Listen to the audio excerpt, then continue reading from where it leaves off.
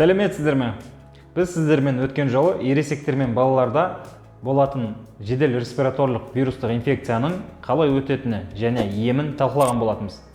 Ал бүгін сол жедел респираторлық вирустық инфекцияның емдеу кезінде жасалатын топ 5 қателік жайлы айтатын боламын. Ендеше бастайық. Ең алғашқы қателік ол температура көтерілген жағдайда оны ерте түсіріп тастау. Адамдар температура көтерілсе, оны ертерек түсіріп тастауға асығады. Әсіресе кішкене баланың температурасы көтерілсе. Біз температураны бірден түсірсек, тек аурудың уақытын созамыз. Сол себепті температураны бірден түсіруге асықпаңыздар. Жалпы температура не себепті көтеріледі біздің ағзамызда? Соны түсініп алайық. Біздің ағзамыздың температурасы вирустың кең таралып кетпеу үшін көтеріледі екен. Бұл біздің ағзамыздың қорғаныштық механизм деуге болады. Мысалы, жоғары тыныс жолдарынан вирустың өкпеге немесе бүткіл ағзамызға таралып кетпеуінің алдын алу үшін біздің ағзамыз өзінің температурасын көтереді екен. Соның есесінде температура вирустың көбеюін тежеп, және де вирустың жасуша ішіне кіруін кедергі жасайды екен. Оған қосымша температура вирустар мен рак жасушаларын жоятын Т-киллер жасушаларының санын арттырады. Жалпы ОРВИ кезінде денеңізді жылы ұстап, жылы киінгеніңіз дұрысақ. Жіті респираторлық вирустық инфекцияны емдеу кезінде жасайтын екінші қателік ол вирустарға қарсы антибиотик ішу. Антибиотиктер олар тек бактерияларды өлтіреді, вирустарды өлтірмейді. Есіңізде болсын. Оған қосымша антибиотиктердің көптеген жағымсыз әсерлері бар. Ең жағымсыз әсері ол мынау. Сіз антибиотик ішкенде 100% зиянды бактерияларды өлтіре алмайсыз. Антибиотиктен кейін тірі қалған бактериялар, олар одан да мықтырақ болып, ол антибиотикке төзімділік пайда болуы мүмкін. Сол себепті сіз келесі жолы сол антибиотикті ішкенде жақсы әсер етпеуі мүмкін. Сіз сол кезде таң қаласыз, алдын көмектесуші еді, ал қазір неге көмектеспейді деп. Себебі бактерия жаңағы антибиотикке төзімді болуды үйреніп алды. Ал антибиотик ішу қажет болған жағдайда міндетті түрде пробиотик қабылдаңыз. Ішектердегі пайдалы микрофлораңызды осылай сақтасаңыз болады. Сол себепті антибиотикті қажет кезде ғана науқасқа тағайындау керек. Оңды солды тағайындау біздің ағзамызға көптеп зиян тигізеді. Әсіресе біздің бауырымызға. Себебі бауыр ол біздің лабораториямыз ағзамызда. Антибиотиктердің кейбірі бауыр жасушаларын зақымдаса, кейбірі өттің дұрыс ақпай қойылуына алып келеді. Сол үшін антибиотиктерді саналы түрде қолдануымыз керек. ОРВИ-дің емі кезінде біз жасайтын үшінші қателік ол жөтел басталса болды, біз жөтелден құтылғанша асығамыз. Жалпы жөтелге қарсы дәрілерді қай кезде қалай ішу керек? Қазір мен жөтел кезінде қолданылатын 3 топтың дәрілерін түсіндіретін боламын. Бірінші топ дәрілердің тобы ол муколитиктер. Бұл топтың дәрілері не істейді өзі? Муколитиктер шырыштың бөлінуін көбейтпей-ақ қақырықты жібітіп береді бізге. Бұл дәрілердің қоймалжың қақырық жеткілікті деңгейде болса ғана оның шығуын жақсарту үшін тағайындаған жөн. Түнгі ұйқыны бұзбас үшін муколитиктерді кешкі 6-ға дейін қабылдаған дұрыс. Келесі бізде қақырық түсіруші дәрілер. Орысшасы отхаркивающие препараты.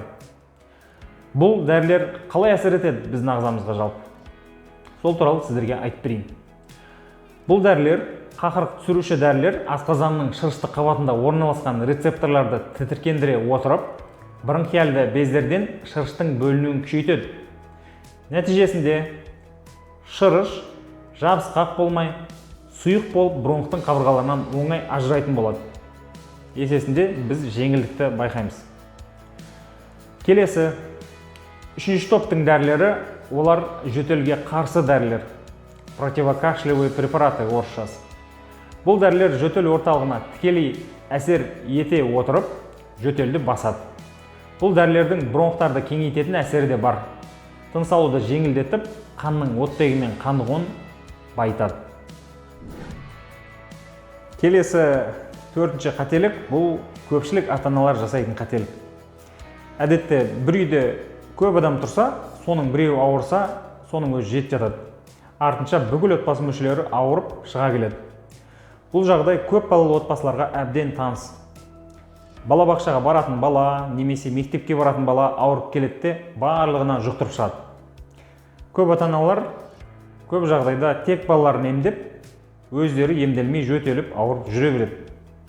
Яғни бұл кезде отбасы ұзақ жазылады бұл дерттен. Кейде менің кішкентай науқастарымның аналары айтады, үйде бәріміз ауырып шықпай жазылмаймыз осы жедел респираторлық вирустық инфекциядан дейді. Ал өзіңіз қалай емделіп жатсыз десең, өзімізге қарауға уақыт жоқ қой деп қояды. Содан соң біз неге ұзақ жазыламыз деп тағы сұрайды. Бір жағынан ол айтқандарда рас, түнем сол бала-шағаның тамағын беріп, жағдайын жасап жүргенде дұрыстап өзіне қарауға да ыңғай келмейді. Бірақ сонда да уақыт бөліп ата-аналар емделу керек. Себебі реинфицирование болуы мүмкін. Яғни балаларыңыз жазылып келе жатады да сізден қайта жұқтырып алуы мүмкін. Сол себепті отбасы болып барлығыңыз емделуіңіз керек. Ал егер сіз ауырмасаңыз тіптен керемет. Балаларыңызды емдеп, ем-домын жасай берсеңіз болады. 5-ші қателік. Жалпы балаларды ауырып бастағаннан бастап үйде қалдырып, дерт асқынбау үшін жақсы ем-домын жасасаңыздар екен. Бала ауырып жатыр деп оқудан алып қалып, ол бала далада жұмыс істеп, не болмаса қыдырып, ойнап, одан да бетер ауырып жүрмегені абзал әрине. Осындай жағдайды күнделікті өмірде көріп отырамыз. Сол себепті айтып отқан жайым бар. Тағы бір қосымша айтарым, әсіресе балабақшаға баратын бала болса да, оқушы болса да, соңына шейін емдеп барып қана оқуына жіберіңіз. Тәжірибе көрсеткендей, балалар толық емделмей, сәл тәуір болса болды, ата-анасы мектебіне, балабақшасына не болмаса жібергенше асығатта отырады.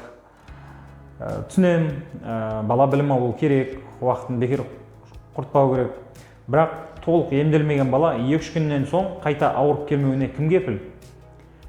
Баланың иммунитеті қалпына келіп, сауыққан соң оқуына жібергендеріңіз дұрыс. Азды көпті күнделікті тәжірибемізде байқаған, көрген дүниелерімізді сіздермен бөлісуді өзім жөн көріп отырмын. Жалпы осы мен айтып жатқан ақпараттар сіздерге пайдалы болып, өздеріңізге жасап жүрген қателіктерді байқасаңыздар, түзетіңіздер. Тағы да басқа да күнделікті отбасылық өмірде денсаулықтарыңызға қатысты пайдасы бар қазақ тіліндегі контентті көбірек көргілеріңіз келсе, мен қолдап, лайк басып, комментарий қалдырып отырсаңыздар екен. Ол мен үшін өте маңызды, себебі енді алғашқы қадамдарын жасап жатқан менің арнам үшін бұл өте маңызды. Келесі кездескенше сау сәлеметте болыңыздар деймін.